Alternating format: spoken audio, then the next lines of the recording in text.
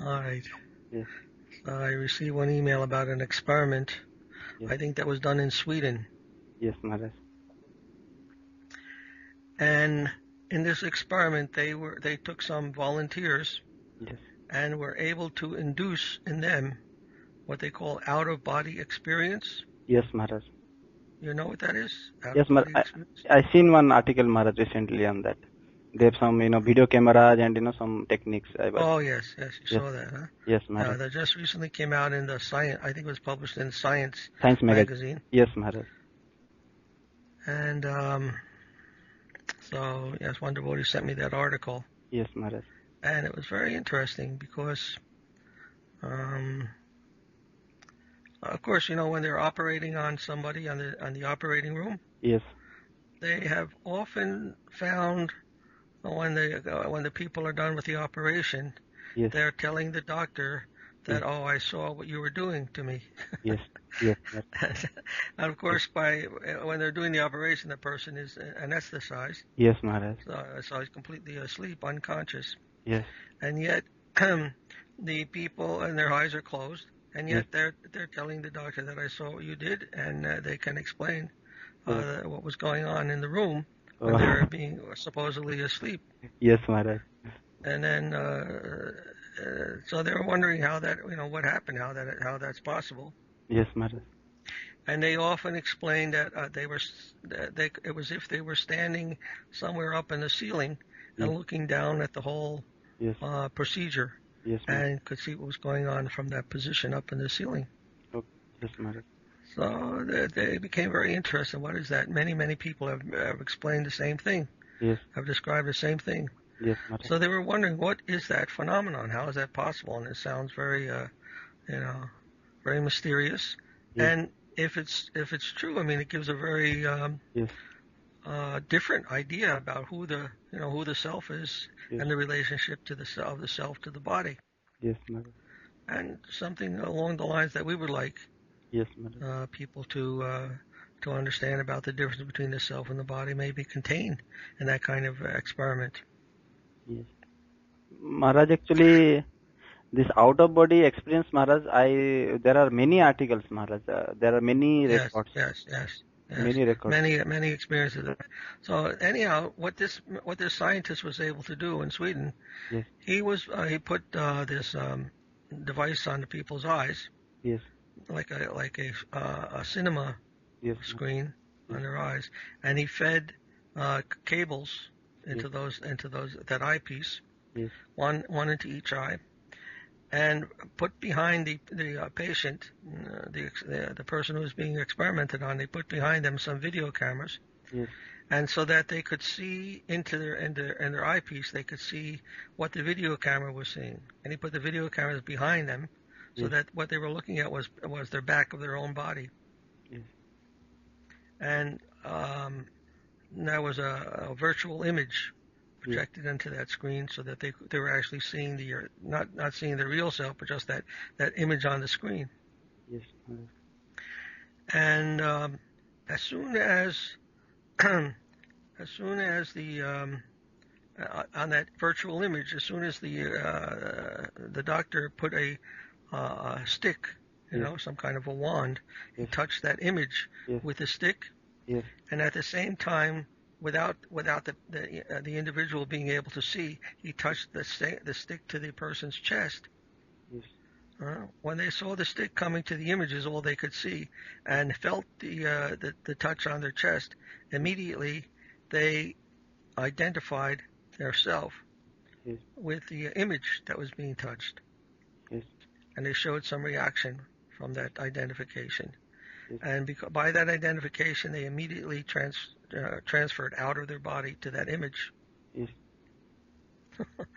So they went out of the body, and that's how they induced that stage, just by that projection of that holographic image in the front of their eyes, and then the touch on the body that they saw being touched in that virtual body. Immediately they identified themselves with that virtual body, and he came out of their body, out of their identification with their body. And the most interesting thing was that the description of what they felt like Yes. It said, it says it felt like they felt like an empty shell. Their body, the self, moved 2 meters in space and left the actual body, which instead feels like an empty shell, a doll. Yes. So that means when they were when they were in that state, they felt that their body was now an empty shell and just sitting there like a doll, completely detached. They were completely detached from the body. And actually, that explains something I've heard from Sridhar Maharaj, and I also observed in his behavior. Yes. He would often appear to be, his body would often appear to be detached. It would often appear to be detached from his body completely. Yes. And his body was sitting there like a doll, empty, and he was somewhere else. Yes. Sometimes I noticed that. Yes. Now, of course, in this experiment, it's not completely the same as what a person who gets moksha or liberation from the body. Yes. Because moksha is something different. Although it's freedom from the body, in which the body appears as, like as Krishna explains in the Gita, that the body is just run by the material energy. It's running under the influence of the material energy, and the soul is completely different from that. Yes, Maharaj. So this feeling is that they explain here is exactly what we would expect from what the Bhagavad Gita tells us. But what's the main difference? Can you understand what the difference is between the state that they experienced and what the Bhagavad Gita is talking about? Maharaj, actually, here is some sense observation is there, Maharaj.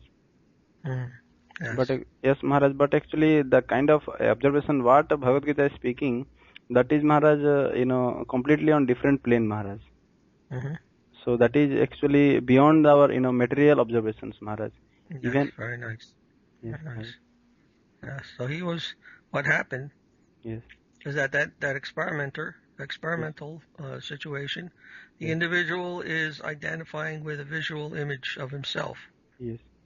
In other words, he still has a subtle concept of the self. Yes. He's still identifying with the subtle form of his own self. Yes. So that means that he's still not transcended the mind, yes, the imagination. Yes. Yes. So real moksha means that freed not only from the body, but from mind, intelligence, and ego even. Yes. So, Maharaj, I found that link. I'm sending it here. What's Maharaj. that? Where is link that? for the article? Yes, Maharaj. Yes. Link for that article. And I've read that. You can all take a look at that. Yes. Very interesting. Very interesting how they did that. Yes. And but then the problem is left: how to get rid of the identification with the subtle. Yes, Maharaj. The subtle body, mind, intelligence, and ego. That is still left to be done for those persons. Yes, Maharaj. Maharaj, actually, they try to understand the reality in the form of limited, what you can say, approach.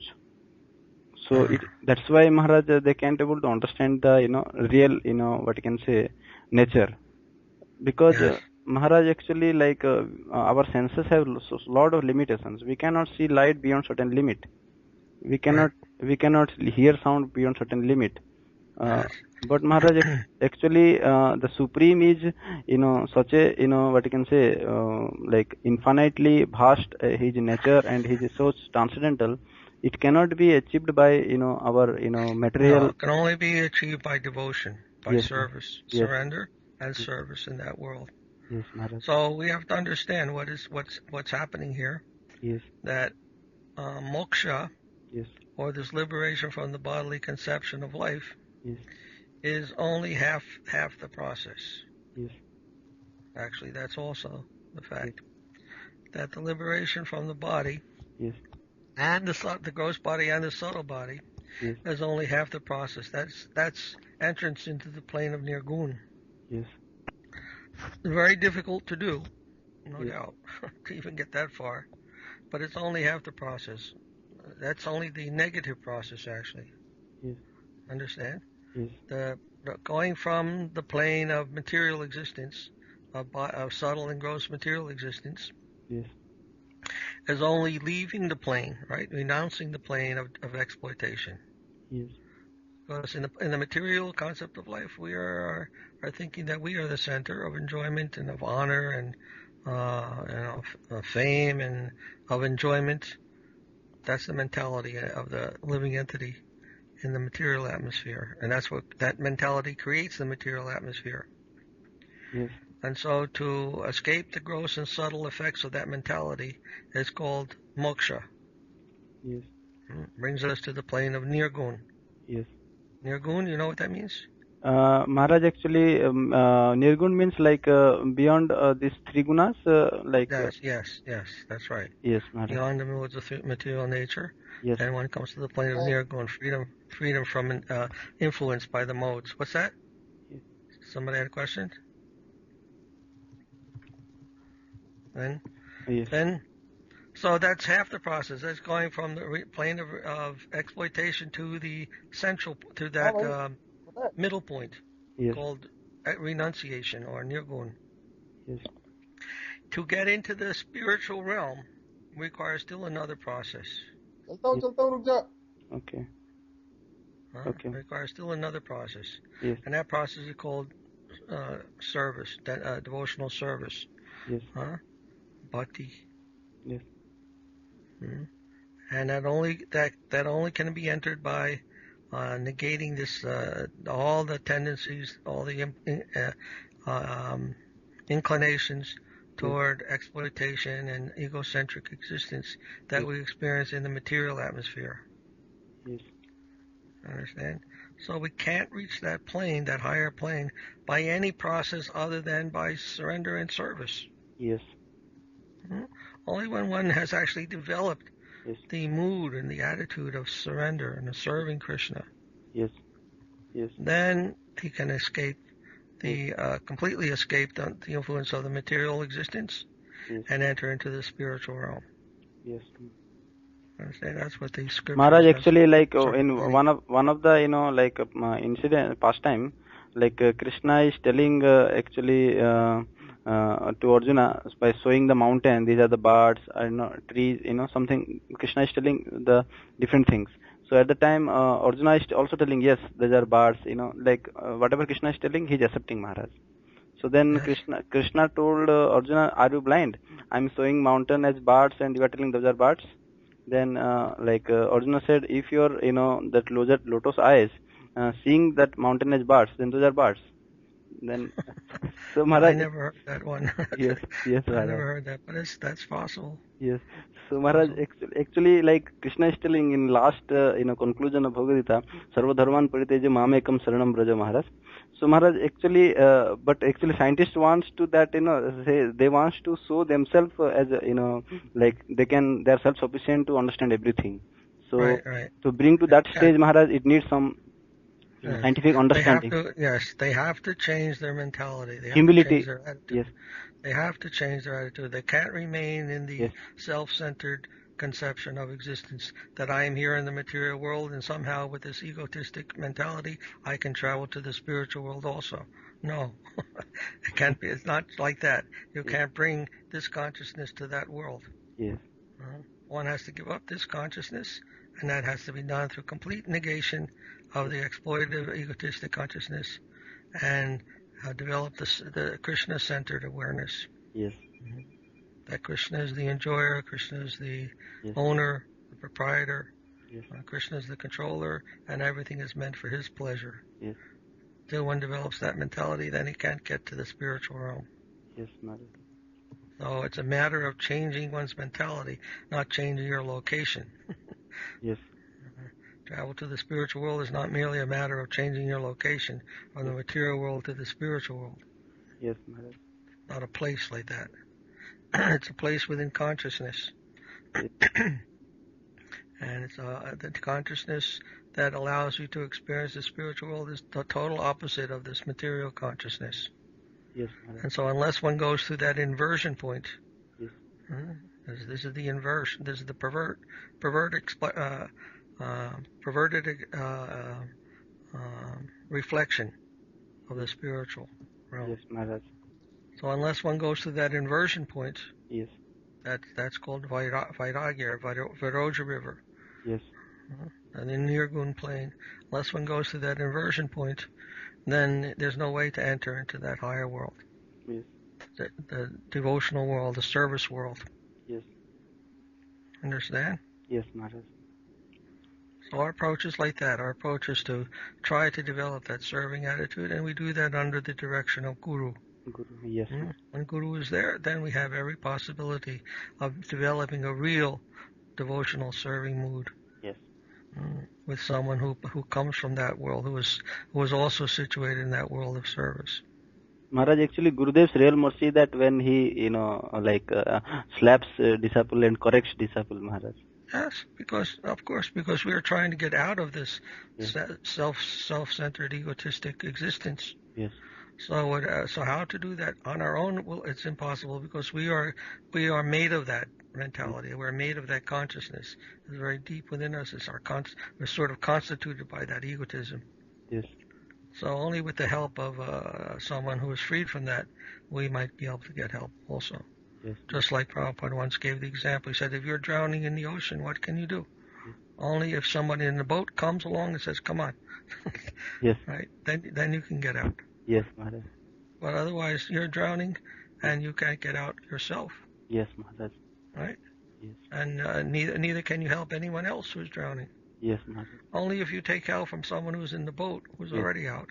Yes. Then you can get out, and then you can possibly help others. Yes, Maharaj. Is a nice example? Yes, Maharaj.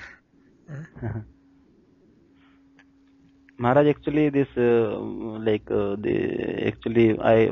forgot a little bit the details, but actually once I was listening one lecture of Gosvami Maharaj, so there he's telling actually the instructions of the Supreme Lord is the favorable wind for the boat to move, and spiritual master is the driving, Maharaj. Captain. Yes, Maharaj. Yes, the scripture. Yes. Scripture and the saints are the favorable wind. Yes. And the Guru is the captain, and the ship is this body. Yes. The body of which the living entity is traveling in. Yes, Maharaj. And who, by listening to the instructions and following the directions that wind is carrying, the wind of the scriptures and the words of Guru, the words of the saints, under the guidance of Guru, this material, the passenger of the soul in this material body can cross over the ocean of material existence and attain the lotus feet of Krishna. And another thing it says, that as soon as one accepts the instruction of Guru, then one has already crossed over this ocean. The ocean shrinks down. Yes. That big ocean of Maya, which is so difficult and impossible to cross, because it's so huge, that whole ocean of Maya is impossible to cross. And yet, when he takes shelter of Guru, that whole ocean shrinks down to the water that you find in a calf, the hoofprint of a calf in the mud.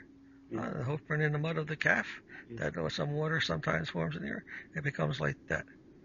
Means that immediately we're able to cross over that. Haribol Vivek Prabhu, you had some questions? Maharaj, actually, Vivek Prabhu was writing me actually is in the other window that he has to go to some place. Actually, his friend was calling, so he will be. So. Oh, he's calling now? Yes, that's why he's writing. All right. Jai Dandavats Prabhu. Thank you so much for being here. Hope to see you again. He has some problem also with the sound system, he was telling Maharaj. Oh, okay.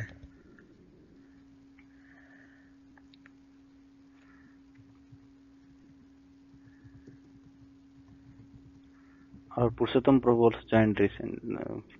Oh, Haribol Purushottam. Hare Krishna Maharaj. Jai Dandavats Prabhu. Dandavat Maharaj.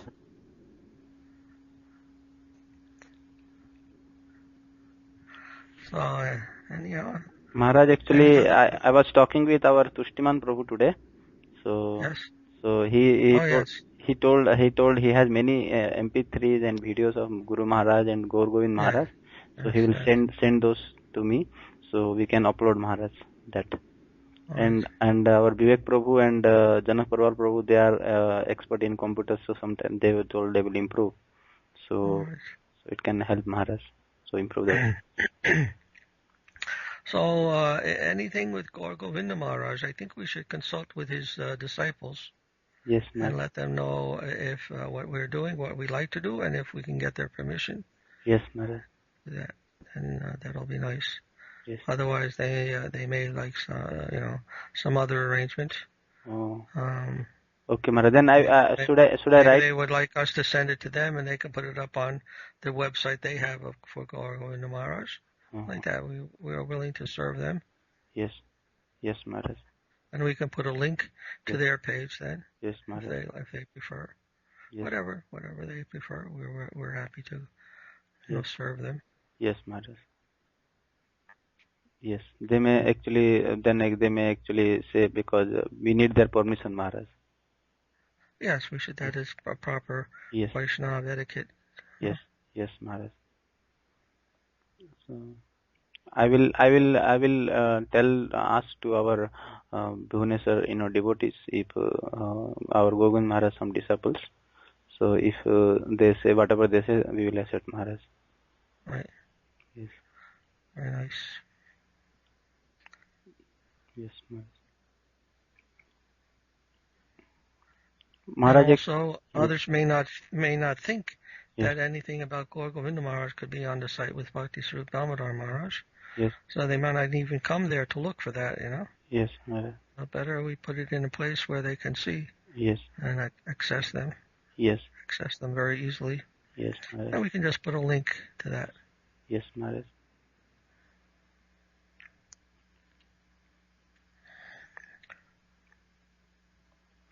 So now this newsletter is going to be, yes, you're going to work on that this weekend. Yes, Maharaj, I will be working on this weekend on this newsletter. So because I sent already the paper today, Maharaj, so for this Indian conference. So I think by your blessings, I will get some strength to work on this, Maharaj, this newsletter. Okay. Then by Janmashtami, you think it'll be ready? Krishna has to give some blessings, Maharaj. Right. Well, if it doesn't, that's okay. You can do it some time after that too. Yes. No problem. Yes, Maharaj. Radharani's appearance day is occurring 2 weeks after that. Okay, Maharaj. Well, Radhastami is also a very auspicious day. Yes, Maharaj. Maharaj, actually, the scientist, as we are discussing, Maharaj, just they wants to understand their approach is such a fixed approach.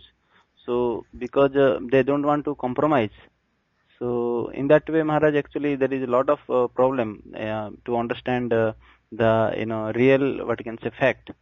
Like they wants to understand planets with some light, Maharaj. Yes. And they wants to understand everything impersonal way, Maharaj. But Maharaj, actually, this is like they tried a lot. I know in civil engineering, Maharaj, they have so much of difficulty in understanding the earthquake. They can't able to understand. They can't able to model it, Maharaj. Mm-hmm.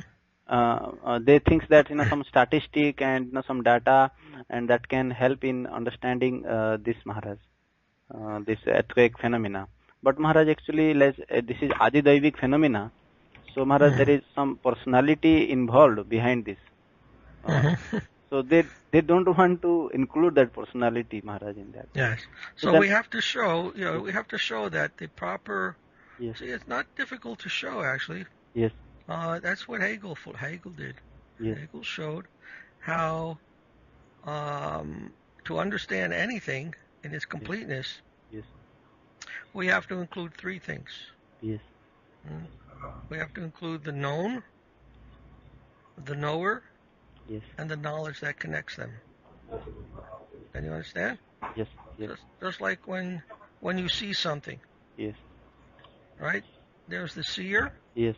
There's the thing that's seen. Yes. And there's the process of seeing. Yes. That connects the seer and the seen. Yes, Maharaj. So with knowing, yes, knowledge means that there is a knower and there is the thing that is known. Yes. And the knowledge is what connects the knower to the known. Yes. Yes. Right? Yes. So there's always these three aspects. Yes. Logically, how can we eliminate Yes, Maharaj. these three aspects? And there's no way to separate one from the other. Yes, Maharaj. Can you have something seen Yes. if there's no seer? Can it No, be a Maharaj. seen object if there's no seer? Is it logical to talk about a seen thing without the seer? Yes, Maharaj. Not logical. Not like If you say there's a seen object, there's an object that is seen. Yes. It implies that there is a seer who is Yes. seeing it. Yes. Not only implies a seer, it also implies that there's a process of seeing involved. Yes, Maharaj. Right? Yes. And if you talk about the process of seeing Yes. by itself, Maharaj, is it possible? It is not possible. Impossible. Seeing process means Yes. that there must be something that is seen and there must be the seer attached with It it. is just like Maharaj, The we are same thing telling. the same thing with the seer. Yes, Maharaj. Seer can't be possible by itself. Seer means there must be seeing and the thing seen. Yes, Maharaj. It's just like saying, Maharaj, there is a field without magnet, Maharaj. Because magnet is there, field is there, Maharaj. The field is arising from something. Okay, we can say like that too. Yes. Sometimes they say the field creates the thing, Yes. but anyhow, their two are connected. Yes, Maharaj. Maharaj, actually, this, all the feelings, Maharaj, like love, motherhood, fatherhood, and Maharaj, this, there are, so many symptoms of, this living entities, Maharaj. They have, so much of, different feelings. So, Maharaj, those emotions and these things, we cannot present by any kind of equation or any kind of, the present day scientific approach, Maharaj. We cannot compose poems the way our, great, personalities. Yes, they compose in the glorification of Lord by some, mathematical modelings, Maharaj. Yes. You cannot do that. No, but our Pythagoras will argue with you. Oh. Pythagoras will say it is possible. How? What is his argument? He was giving many examples. He was saying, he said, this music can be, there are seven, seven swaras are there. Then he showed he gave many examples, and he showed everything can be reduced to, these numbers. Everything can be. Our Purushottam Prabhu lost, I think, connection. Maharaj, actually, these numbers, actually, they believe that it can do everything. So this has to be, little bit modification needed, Maharaj, in this. Hare Krishna. Yes. Yes. Yes. How much did you miss? Did you miss something, Purushottam? What Shushan was saying? Did you miss what Shushan was saying? Oh, it again dropped, Maharaj.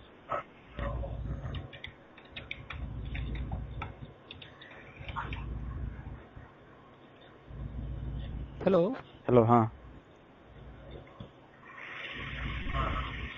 You heard what Shushan Prabhu answered? No, Maharaj. Tell him again. Maharaj, actually, Pythagoras, you are telling, Maharaj. So actually, actually, this I was telling that in this numbers, what they think that everything can be reduced to numbers. So it has a lot of limitations, Maharaj.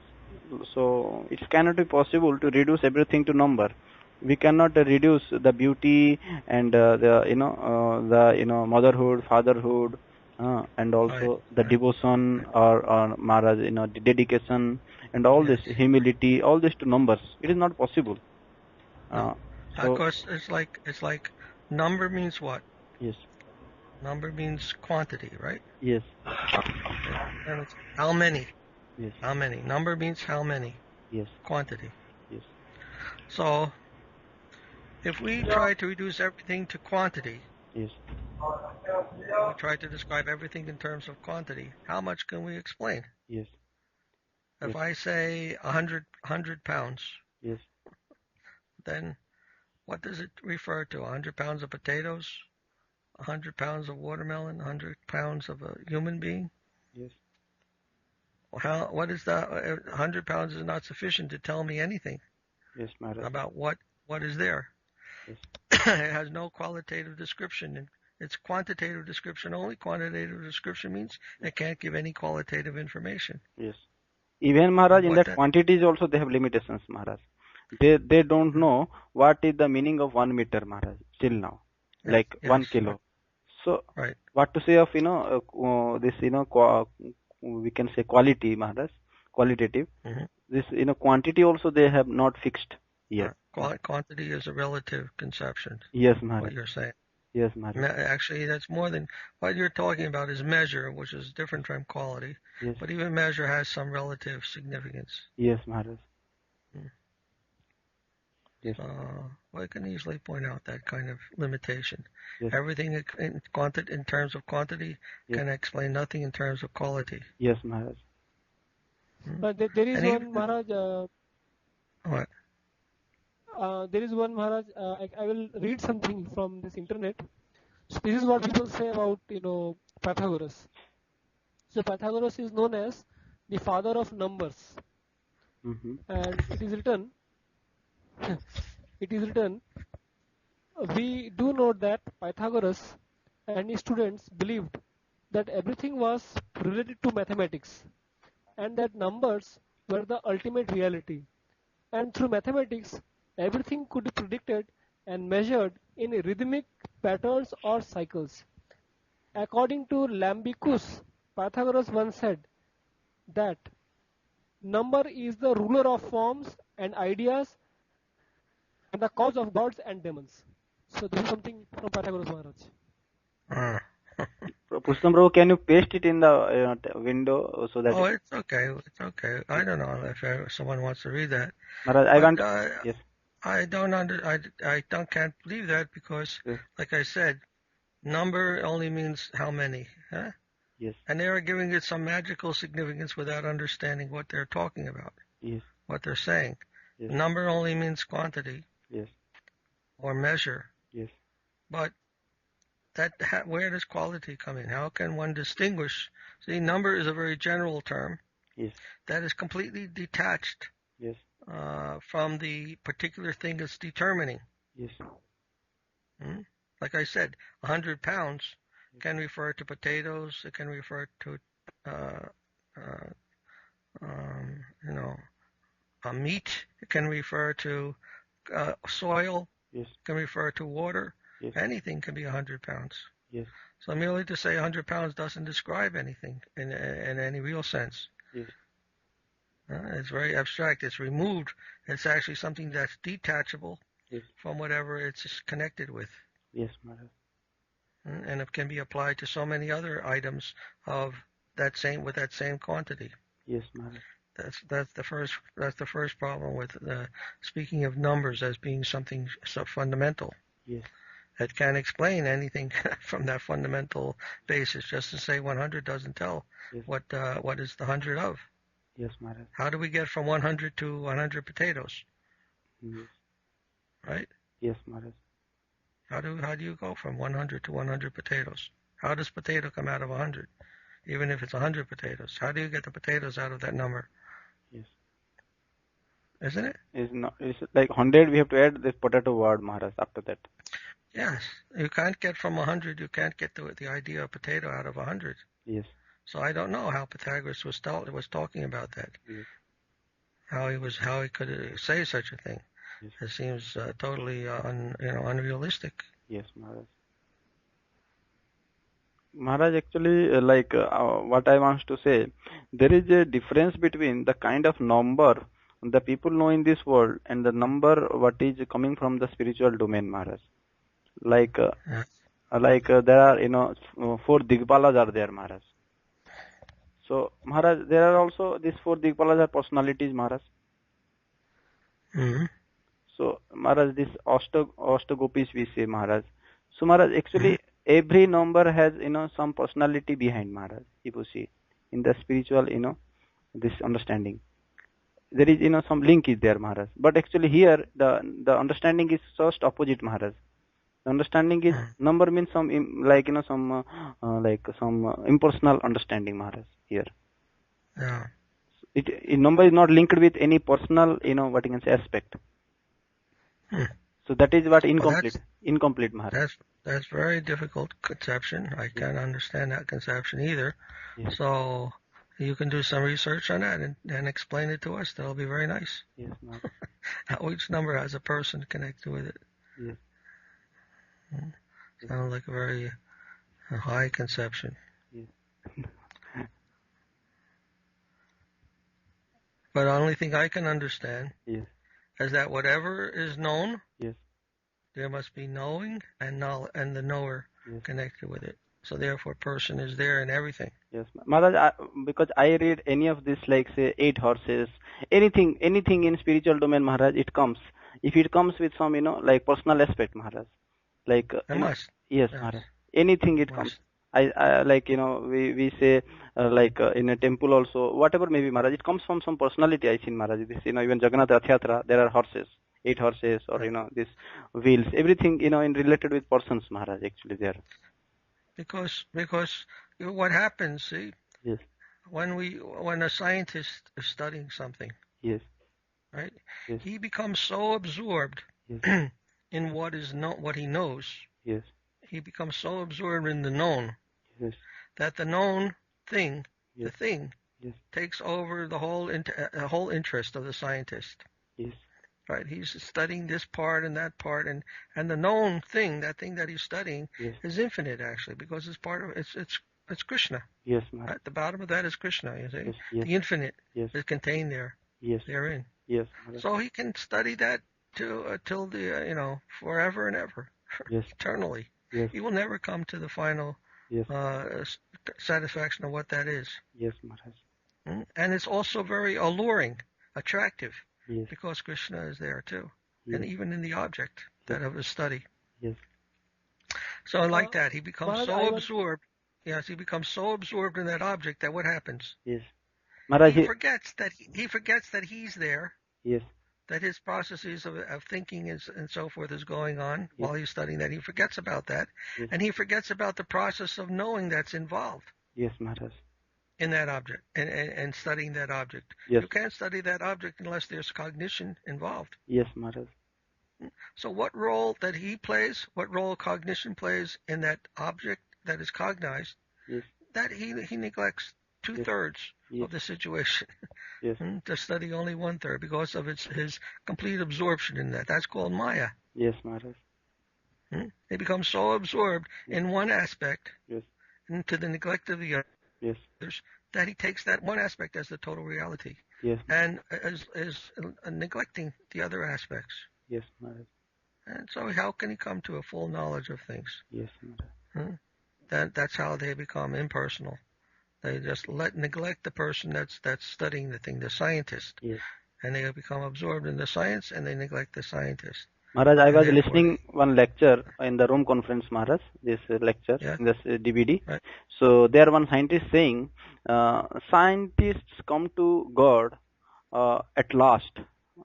But actually spirituality from right the beginning address God, Maharaj. Here, Maharaj, what I see that scientists work hard for their whole life. Like not I'm telling about this ordinary people who identify themselves as so-called scientists, but I'm telling about the sincere, what you can say, hard-working persons who made their goal is to know something in scientific, the whatever exists in the present scientific what you can say, the ways of understanding things.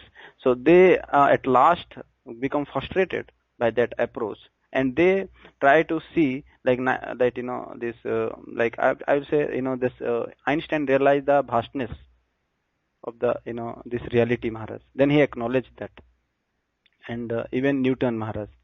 So these all all scientists, they worked hard. Then they understood that by this approach it is not possible to understand the complete this what is the reality in the completeness, Maharaj. It is not possible. So they understood that, and then they speak about this higher what you can say, God, and other higher reality. This they comes to that but that is not also complete, because they not reached to the proper authoritative source, Maharaj. So that's why Prahlad Maharaj says this spirituality should be taken as early as possible, Maharaj. So so but actually here the what is happening is the modern scientific approach, they will be frustrated, then they wants to come to this understanding.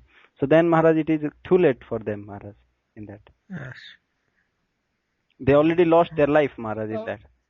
Well, I want to add some things. Actually, this Greek, these concepts, like there are many Greek philosophers, like for example, there is one Zeno, there is a scholar called Zeno, and then there are also this our Aristotle. So they are all, they advocated some different type of philosophy. So it produced much debate in the Greek culture, and then there was actually they were very intelligent people in some sense. Then what happened after the arrival of Lord Jesus Christ? There was a big revolution in all these places, and Christ when he was speaking, it was so what is that completely like different from what they were thinking at that time. And like all the schools, all everybody felt something like threatened by what Christ was speaking. So definitely the reaction that Christ received in this Rome and other places is just a natural culmination of the thinking that was prevalent in that ancient land. And after Christ's teachings, there was much debate, and there was much kind of new some light came in that land, and people started composing because Greeks were very fond of plays and dramas and music. So now the people started composing musics, drama, plays in the same line, but they started challenging this ancient or whatever this our Greeks were thinking. So with regard to Pythagoras, this his theory of numbers was so strong that actually it was very difficult to. And then at that time, people composed many plays. I'm not able to get one play right now, but actually if we see that play, it is mentioned in that Pythagoras will answer, yes, I can explain music like the strings. There are one harmonic or two harmonic or three harmonics. Then he will say everything like that. Maharaj is explaining. At last they came to feelings. What is pain and what is pleasure? So at that point there was some what is that gray area. That time Pythagoras was could not answer so strongly, but he would say, but he would still say that it may be possible. It should be possible to explain. So that was, but at the time, but then there was no conclusion there. So therefore, by the influence of Lord Jesus Christ, I think much good was done to this, and people started thinking of Lord actually a little bit more than earlier. So I think this is a very interesting phase, and now when now what happened after that initial period when Christ came, say about 200 to 300 years after that, another type of dark period was coming, and there was Islamic world came, and then in India also much revolutions came. Then people slowly introduced Bhakti cults, and in the 16th century in Europe there was much change actually, because we hear from this Leonardo da Vinci, then many other great personalities like Ferdinand Magellan, and that's so called many enlightenment. Enlightenment. Yes, Maharaj. Yes, Maharaj. So, but if we study the work of even, if we study the work of Leonardo da Vinci and some other scholars at that particular time, it means around 1400, 1500, we'll see they are not like modern scientists. But the modern scientists, they broke away with this our Copernicus, then our Galileo, and then they wanted to have a natural philosophy. In the natural philosophy, they will say, I can explain everything on nature by just studying nature itself. Why I have to go through your clergy? Why I have to go through this Bible? Why I have to talk about God? So then this thing picked up some kind of momentum, and then these two things became a little separate. But before that, the clergy was doing well actually, because we know there are many great scholars in Christian world, like Bonaventure is a very great personality. He was a very brilliant person. Also our Thomas Aquinas is very great. Then even there are other people like Saint Anselm is very powerful personalities. Then we have also Augustine in 5th century. But somehow when this Copernicus came and something happened and they discovered something mathematical, something like, which people could manipulate, which people could play with, and they could feel satisfied. I know something.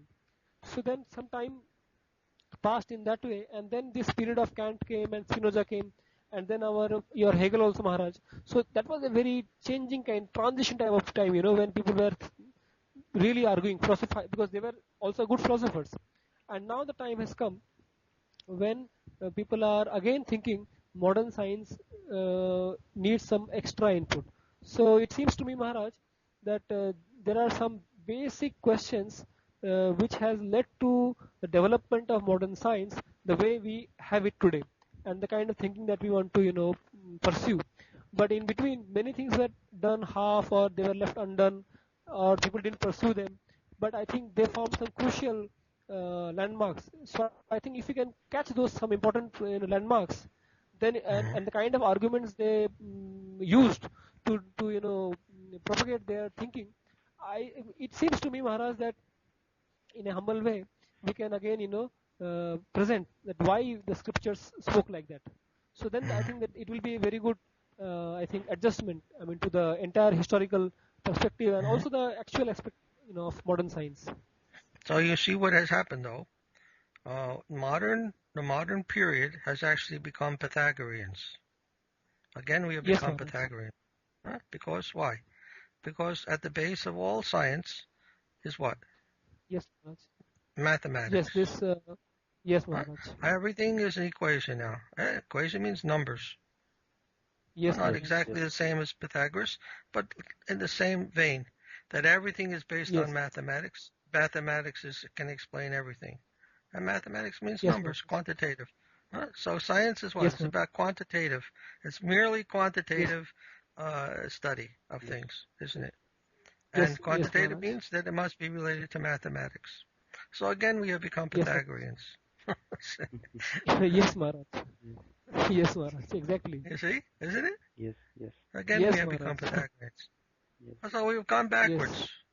Instead of going forward, we've gone backwards. Christ taught about the reality of spirit, and again they wanted to take that to the Pythagorean quantitative analysis, rather than the qualitative existence of spirit.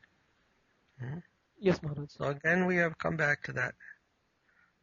So how many times will they have to come back to the same thing again and again and again before they recognize what is the reality? Before they get out of this abstract thinking? There's a tendency in this world to become impersonal, abstract, and to forget about the spiritual, the personal aspect. Yes, Maharaj.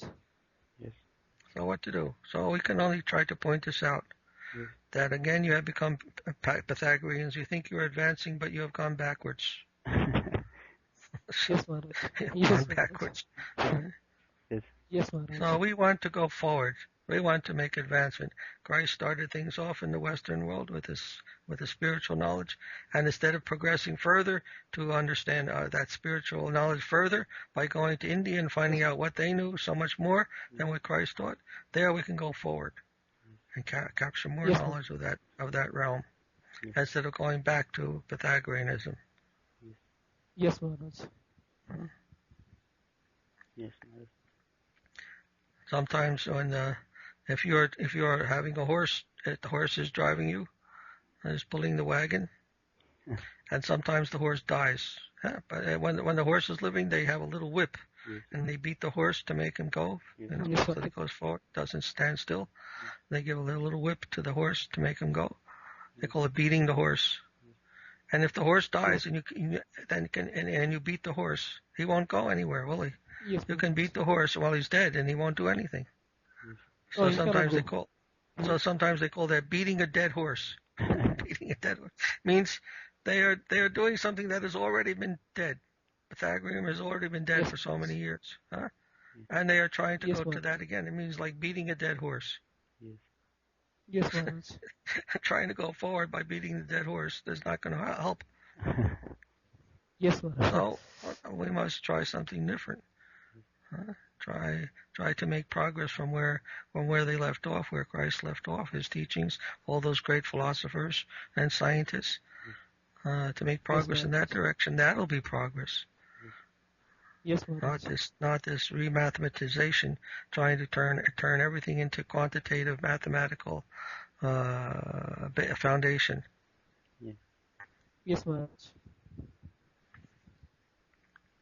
And the more they do that, also, the more they try to explain everything in terms of mathematics, like this string theory and M theory and all these things, the more abstract it becomes, because mathematics is by itself abstract.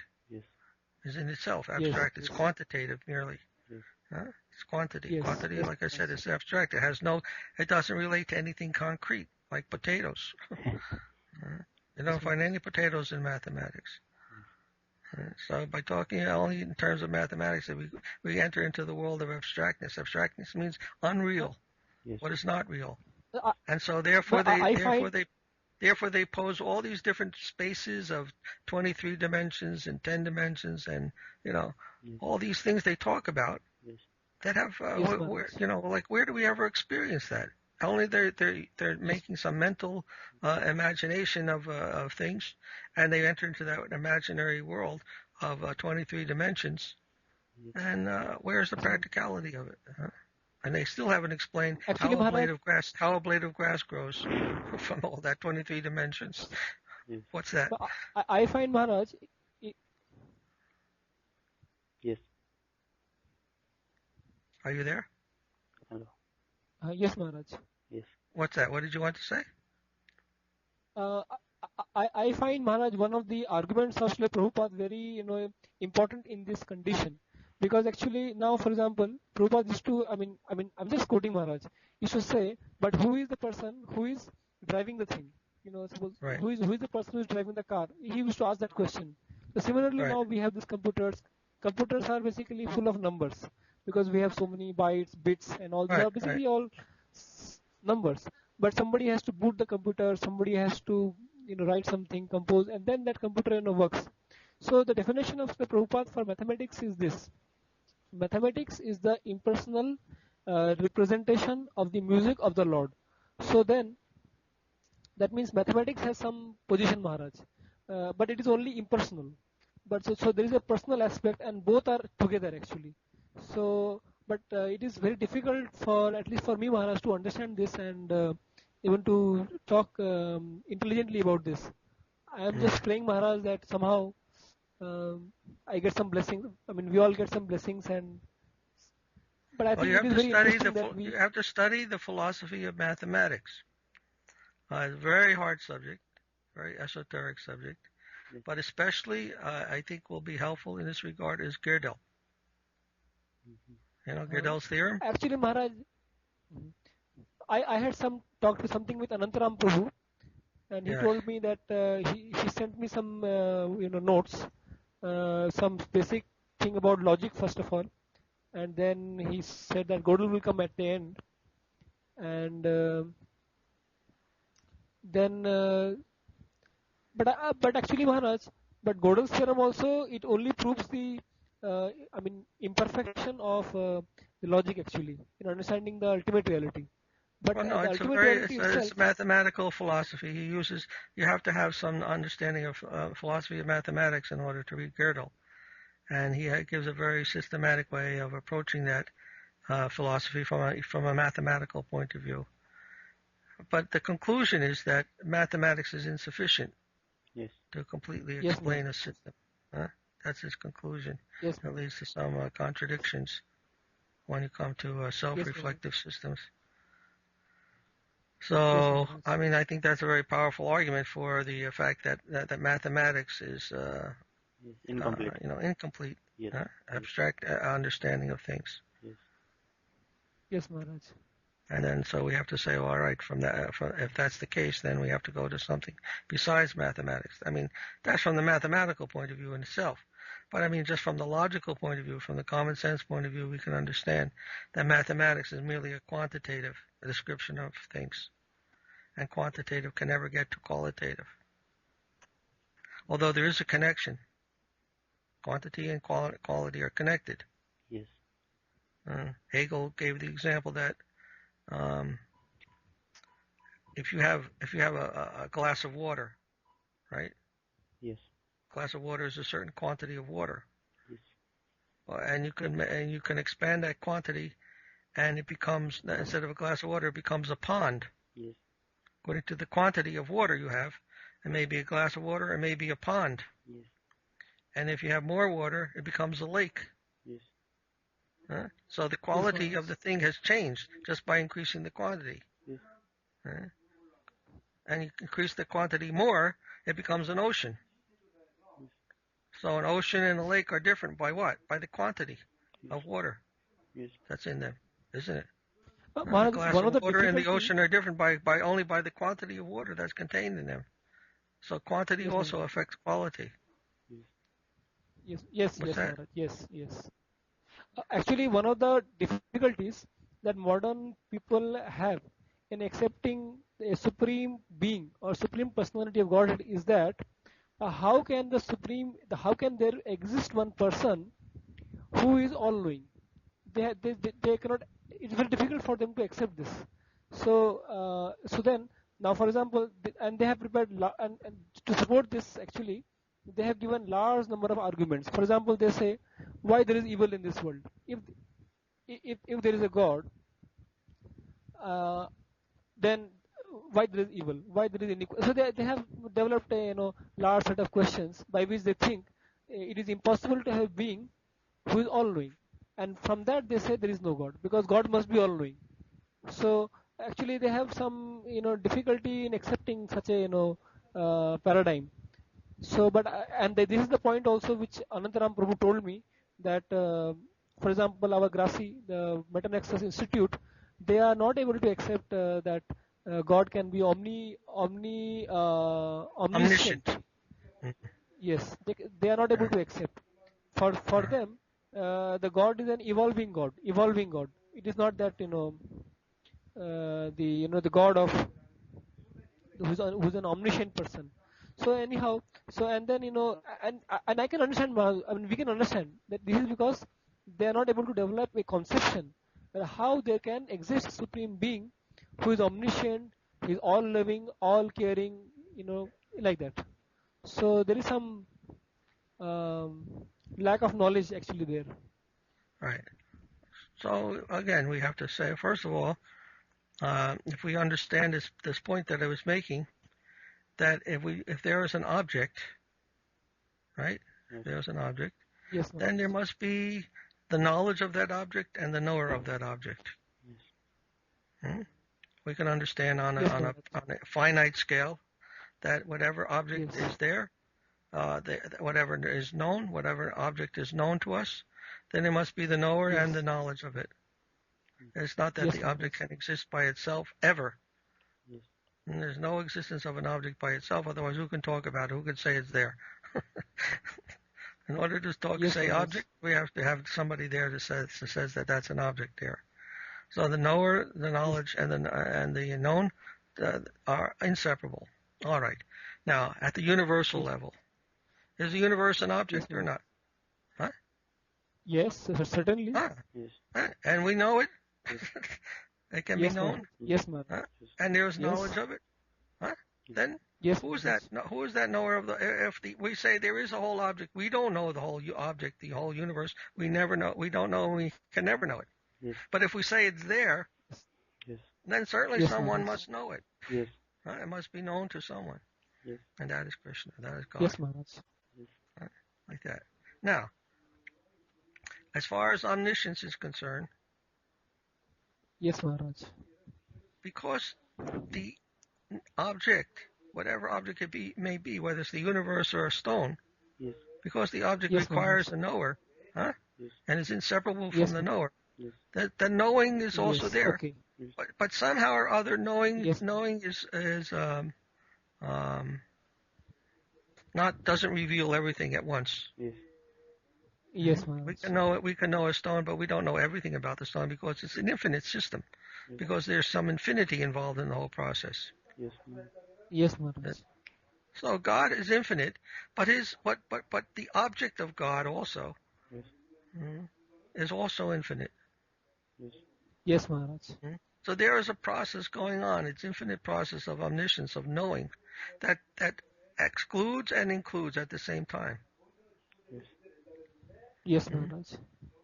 And like that. So Yes, there, and then within that process, that infinite process in which there is something manifest and something that is unmanifest, that's known and unknown, there is the finite aspect also, and that finite aspect has its freedom, because the whole is free, because God is free, has freedom. Then the finite aspect of it has freedom, and because of that freedom, then that means we can misunderstand our position, and the cause of evil is therefore the finite being, not God. God is not the cause of evil. It's the finite being that's the cause of evil. Don't blame God for what we're doing. Right? And although Krishna knows everything that's going on, still how can he interfere with the freedom that is essential to his own nature? How can he obstruct his own freedom? Huh? God can obstruct his own freedom, and that freedom which is permeating all finite creatures, that can't be obstructed either. So he allows that evil to go on. That's all. It's part of the freedom of God. It's part of the freedom of the living that is manifested in the living entity also. That we have our freedom to but there's also a process how to get out of that by surrendering to God. Yes, Maharaj. There's the problem and there's a solution. And unless we become submissive to the will of God, to the free will of the Lord, then we have to be subjected to the evils of this world. And that's necessary. That suffering is necessary. That kind of uncomfortable position, that unfavorable position is necessary. Why? So that we can rejoin our joyful, so that we can hook up with our joyful position again. It's a gift. All this suffering, all this evil is a gift to remind the living entity of what of the joy that he's actually capable of. And to impel him to give up that wrong attitude. If there were no evil, who would be impelled to give up that wrong attitude? Rather, we'd live within this material consciousness forever and ever. If it was all happy here, if we didn't have any problems here. Yes, Maharaj. Those problems are the gift of the Lord to get us out of this situation that is improperly conceived by us. Yes, Maharaj. Then what's so difficult? What's so difficult to understand? Yes, is it if we can understand the basic axioms, if we can know that put down these basic axioms, how we can understand. First of all, that there is a person connected with every object. If there's an object, there must be a person, a subject. The first axiom. Second axiom, that the person, by being a person, he has a free will automatically. Any consciousness, any conscious being has a free will connected with it, because of the spontaneity of thought that is connected with a person. I think I explained that on the other day. I like that. Then there has to be, because the universe is an object, then there must be a supreme person who knows that object, who is the object, who is the subject of that object. And because of the infinity of that subject and object, then there's a partial manifestation and full, and there's always a partial revelation and partial hiddenness that is found there. One thing, and then the other thing is, because if it's infinite, it also contains the finite within it. How can something be infinite and exclude anything? If it's infinite, it can't exclude anything. Everything must be there, contained within it. So the finite must also be there within the infinite. And from the finite, as is endowed with the same free will as the totality in which it's encompassed, then that finite free will means he can do wrong. He can do evil as well as good. And that's where the source of evil comes. I like that. You can explain different axioms in a logical progression. Yes, Maharaj. Maharaj, actually, can you write that all down, Purushottam? Maharaj, I will make a little book of axioms. Yes, make a little book of axioms. See if you can make a logical progression of all those axioms. Actually, I was discussing these things with Guru Maharaj also, Maharaj, because all these things Guru Maharaj only introduced me to all these topics. Yes. But Guru Maharaj will speak like, one sentence, but it requires a lot of hard work, Maharaj. But by working with Guru Maharaj for some time, I'm really happy, Maharaj, because I feel myself so fortunate, very rare that I got such a wonderful opportunity to just sit in front of him and listen to him, because he was doing so many things. But because I was going to that place, so I will just sit and Guru Maharaj will say something, sometimes this thing, that thing. So all the ideas came sometimes, slowly one by one. But now I feel Madam Maharaj, that time has come, Maharaj, for me at least, to be very, systematic. And also I need help, because I have some basic questions, and I have some desire to, work a little hard in these topics. But at the same time, I know that I may try very, very hard also, but I cannot crack these problems. So I need the, blessings of the parampara, all these sadhus, and I don't know what we can do, Maharaj, but I'm sure by their blessings everything can be done. All difficult things are possible by their blessings, Maharaj. So that is our only hope, Maharaj. Yes. So you try sincerely like that. I think you'll be able to come up with something. It may not be perfect, but like that, we are trying. Try our best. Krishna will appreciate your best effort, your sincere effort. Yes. That's all we can do. And others will benefit by whatever you understand. If you give that to others, they'll benefit. Yes, Maharaj. Because you have had so much mercy. If you can give a little of that to others, and you got some benefit from that mercy, if you can give a little bit of that to others, they will also get benefit. No? Yes, just because we don't know everything doesn't mean we don't say anything. Once Sridhar Maharaj was explaining that he was reluctant to become guru. He was reluctant to become guru, to take any disciples, because he felt he didn't know everything. Although he was very advanced and he was recognized even by his spiritual master as a very noble Vaishnava, still he felt himself very insufficient. And so he never took disciples. In the beginning, he never took any disciples. And then he was realizing that he was praying to Nityananda Prabhu for his mercy, and requesting mercy of Nityananda Prabhu. And then he realized that Nityananda Prabhu was so merciful, he was requesting mercy from him for himself. Yes, Maharaj. Yes, and he realized the contradiction in that. Here, I am requesting the mercy from the all-merciful Lord Nityananda, because he is giving mercy even to the most fallen, and I am taking that. Yes, Maharaj. And but I am not reciprocating that mercy. I'm not with others. I'm taking that mercy for myself from such magnanimous soul, but at the same time, I'm not giving anything. I am not being magnanimous in my own behavior. Yes, Maharaj. So how can Nityananda be pleased with me? Yes, Maharaj. Like that, he was thinking. And another thing he thought, the doctors, they don't have all knowledge of the body and all the illness and how to cure it. They don't have all that knowledge. Have a little knowledge. May have a little knowledge about things, but because they don't have all the knowledge, does that mean they go on strike? They don't treat anybody. Yes, Maharaj. They may have a little knowledge, and they know their knowledge is not perfect or complete, yet they don't stop treating people.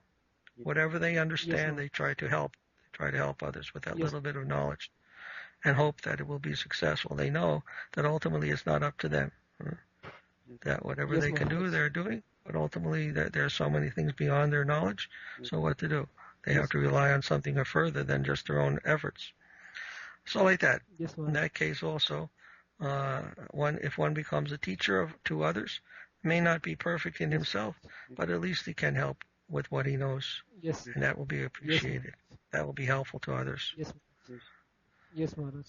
So if we take that attitude, very humble attitude, I may not know so much. I may only know very little. Drop. A fraction of a drop even. But still that's something. And I can give that to whoever comes for some instruction. I can give that. There's a very nice attitude. I think that's the proper Vaishnava attitude. Yes, Maharaj. I have received mercy. Let me give that mercy also. Yes. So, because it's such a rare thing. Such a rare thing, especially our Sampradaya's teachings. It's such a rare thing in this world. Yes. We should not keep it under the. We should not keep it under the pillow. Yes. Under the covers. We have to get it, let it go out, let it be exposed to as many people as possible. Yes, Maharaj. And it's up to them. Actually, of course, Maharaj, it's up to the other people to accept it or not. What's that? Yes. So today, whatever you have spoken, Maharaj, this entire, whatever, exchange that we are having. So first of all, I would like to transcribe the whole thing. I will listen and transcribe, and I think Maharaj, very good ideas will come from that. And this is a good starting point. Yes. Good starting point. Yes, Maharaj. Yes. Yes, Maharaj.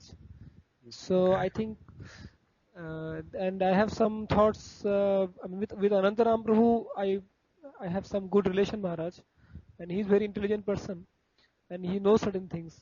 So I think, Maharaj, something can come up in due course of time, and he's also interested in these kind of topics. Yes. Good. Yes. If you can work with him, that'll be very nice. It's nice to see the devotees working cooperatively together. Yes, Maharaj. Yes, Maharaj. We are very thankful to you, Maharaj, because I feel I cannot discuss this thing with anybody, Maharaj. After Guru Maharaj left, I cannot discuss with anybody. I have to just silent, because if I discuss, then who is there to reciprocate, Maharaj, favorably? But I found, with so much blessings, it's very rare that we got your association, Maharaj, and we are able to say some things. We are able to, sometimes I think that I am very hard to you, Maharaj, that I am saying, quoting this Vathagoras like this. But I feel at the end of it, so much good things are coming up, and so much, it's a food for soul, Maharaj. And so much, the insights are coming, and it is so great, Maharaj. It's extra. We are so thankful to you, Maharaj. Hare Krishna. Very nice. Well, you make me feel happy that I can be of some service. Yes, ma'am. Anyhow, Shushan says his boss is there. His director is there in the office with him, I guess. Yes. So he can't tell anything to us. Yes.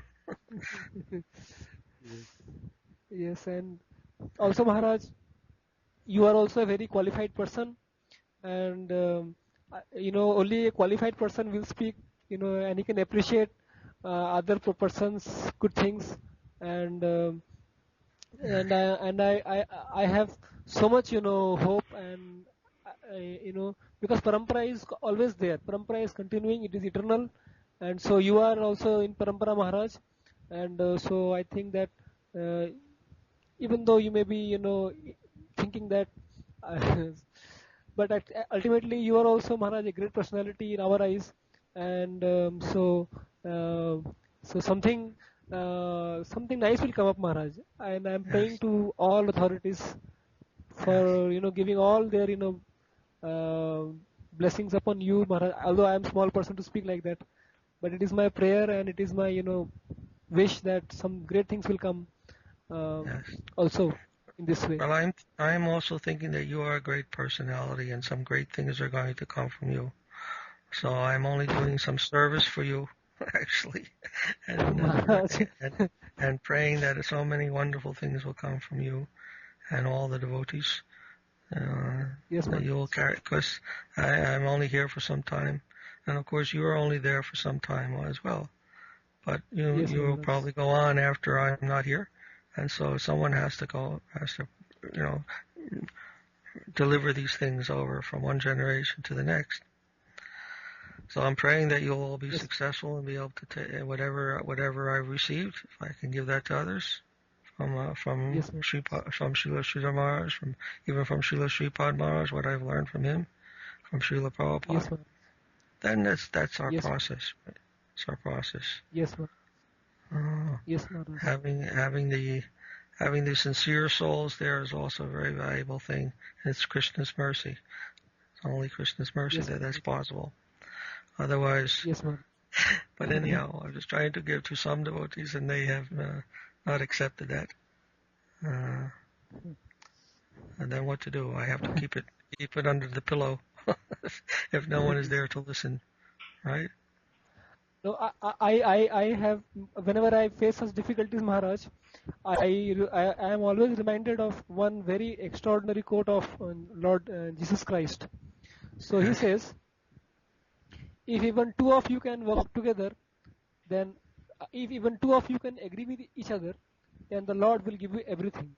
So that was his, Yes. Yes. So, Yes. He said. Actually, he said, wherever two or more are gathered in my name, yes, I am present there. Yes, Maharaj.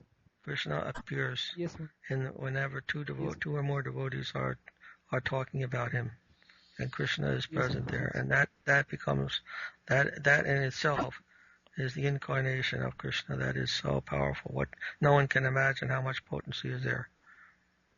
Yes, Maharaj. So we are. I have good relation with Sushan Prabhu. Now I have good relation with you also, Maharaj. Yes. And I think I have good relation with my Guru Maharaj. So Maharaj, everything is there, Maharaj. Yeah. Anyhow, now all we have to do is put some service. Yes, Maharaj. Try to do some good service so that others can be benefited. That's all. That's the only thing we have to add. Yes. I hope that you'll be Maharaj. inspired to do that, to write and publish and to preach. And it'll be perfect. I need blessings, Maharaj. Of all, I need, because this was the instruction, so of everyone to me. Even Guru Maharaj used to say, the very first thing when I met him, he said, you preach. On the last day also, he says, you write. So at the first instruction he told me was, you write, when I went to him. The last instruction was the same. Yes. So even though we are unqualified, Maharaj, but Guru's instructions are there. We are just praying. Yes. It's not that Maharaj, I will write or I can write. It's not like that, Maharaj. But it is Parampara's will. So I am asking them only to help. Yes. Nothing else, Maharaj. We are the servants. So their will is our command. Like that. Yes, Maharaj. Mahaprabhu is also told, become Guru throughout and go preach throughout the world, throughout the land. Yes.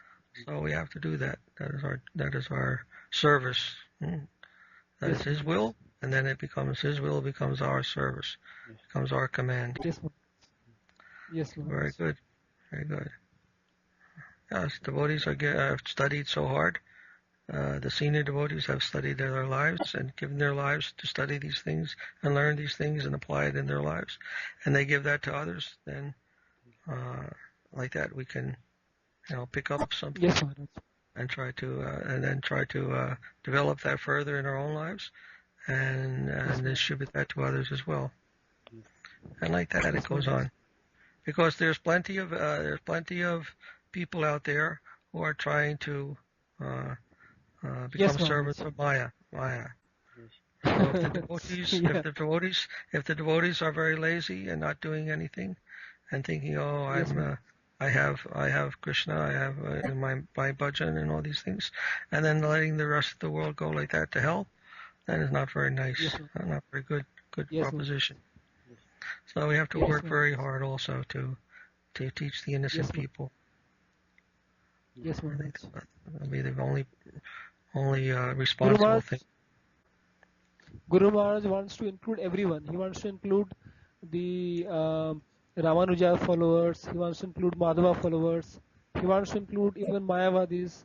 He wants to include Buddhists, Muslims, one and all. That is his, And I think in this regard, he told one very important sentence. He said, we want to promote schools of free thinking. So this is the free thinking that we have to promote, Maharaj. Just our work should be such, Maharaj, that people can think for their own, and they can develop this spiritual idea, and that will be the best service, Maharaj. So that's why I prayed to Guru Maharaj. Guru Maharaj, we have worked on these 4 sutras, and now we have no doubts that this is the fact. But now this expression must come, Maharaj, and this expression is very individual, because everyone has his relationship with Supreme and with others also. So if everyone can, develop his own individual way of, the perfect understanding about Krishna consciousness, then that will be our success. We have to be careful that our freedom is limited by necessity. Yes, also, you can't have freedom without necessity. Yes, Maharaj. These things may seem contradictory, but freedom without slavery is not possible. Yes, Maharaj. From the spiritual Yes. point of view, freedom without slavery is abstract. Yes, Maharaj. So we are free. We believe in the freedom of slavery to the ultimately free. Yes. Yes, Maharaj. We can only really become free by becoming slave to the free. Yes, Maharaj. Or freedom will. But I am just like seeing Maharaj. Yeah, just like when you have like in a country, right? In your country, any country, there are laws. We call it democracy, that everyone is free, right? We call it democracy, where everybody's supposed to be free. But there are so many laws in the country, isn't there? And that if you violate the laws, you say you're free. But if you violate the laws, what happens? You go to the jail. Your freedom is taken away from you. You're saying, but I'm free. How come I have to take laws? How come I have to obey the law? If I am free, then why are you calling this land of freedom? But then why are there so many laws that I have to obey? Then how is that freedom? Yes, Maharaj. Huh? Yes. So, not freedom doesn't mean that there's no law, there's no necessity. You are free only within the necessity of the law. You can drive on the road anywhere you want to go, isn't it? But you have to stay on the one side of the road. You can't go on the other side where the traffic is coming the other way. Yes, Maharaj. You must follow that law. In America, you have to drive on the right side, right? Yes, Maharaj. Because they on the right side, don't go on the left side. Then you can go anywhere you want. You're free to go. But as soon as you drive on the left side, then the police will come and they will take you. You are doing this. You are doing wrong. You can't drive anymore. Your freedom is restricted. Yes. Yes, Maharaj. Yes. So freedom doesn't mean that you can do anything you want. Yes. If that's the case, it becomes destructive. Your so-called freedom becomes self-destructive. You'll destroy yourself because you are part of the environment, and the environment has its own demand. Actually, the one important point which Guru Maharaj was actually feeling always is that he felt that within the present day ISKCON structure, somehow, there are sincere devotees, but because there is some unwanted restriction somewhere, even though they are following four regulative principles and like that, it is not.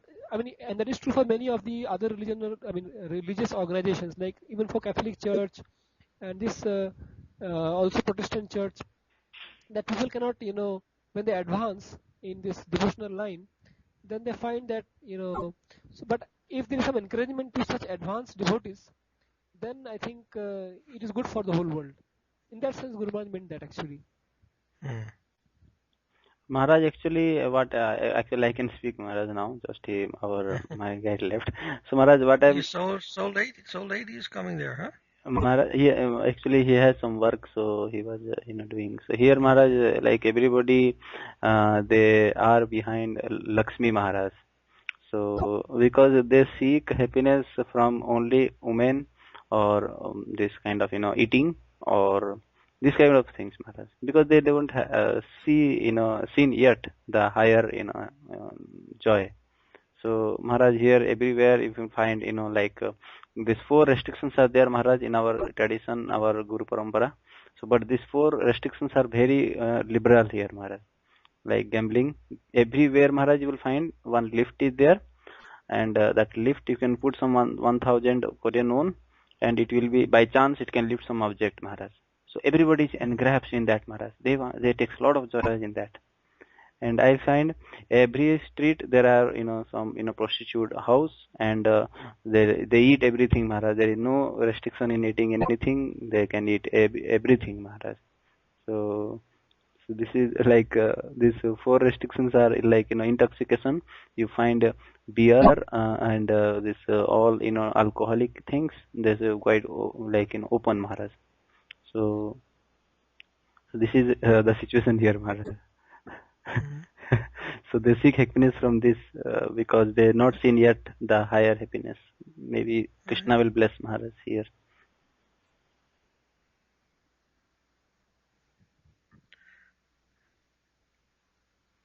Also here, everywhere, the world that's going on. Yes. So yes, those restrictions are there, and they are they're not meant to bring unhappiness to people. Yes. But they are really meant to liberate people from their misery. Yes. Yes. The laws of the universe are there. Yes. If we follow them, we can live very happily. Yes. Just like you may like to go for a walk. Yes. But if you go for the walk off the cliff, off the mountain, yes. then the law of gravity will restrict your freedom to walk off the mountain. Yes, the law of gravity will restrict your freedom because then you will get all your enjoyment will be finished when you fall to the ground. Yes, to the bottom of the mountain. Yes, right. So by following the law, by respecting the law of gravity, then we can have a happy life. Yes, Maharaj. But if we ignore the law of gravity, then how can there be happiness? Yes, like that. So all these laws, these rules and regulations, they're meant for our happiness. And if we violate them, then we will get a bad result will come. Yes, Maharaj. So better to follow them and then be happy. Why not? Yes, Maharaj. That's our idea. Yes, Maharaj. Maharaj, actually, my guide, actually today I sent the paper. So he wants to come to India, Maharaj, and he wants to take bath in Ganges. So because he heard that people take bath in Ganges to wash the sin, Maharaj. So that purpose he wants to take bath. Maybe I am praying to Mother Ganges that Mother Ganges will bless him so that he will become Krishna conscious. Tell him that there are. That going to the holy places like Ganges and other places like that is not merely to go to those holy places. I think I mentioned this before. That going to the holy places is not simply for taking bath. Yes, Maharaj. And taking the dust. Yes. Just like tell them there are so many cows that are doing the same thing. Yes. Yes. Cows are coming there also and bathing. Yes, Maharaj. That real purpose of going to the holy places is to hear from the holy people. Yes. So you try to find some holy person and learn from them.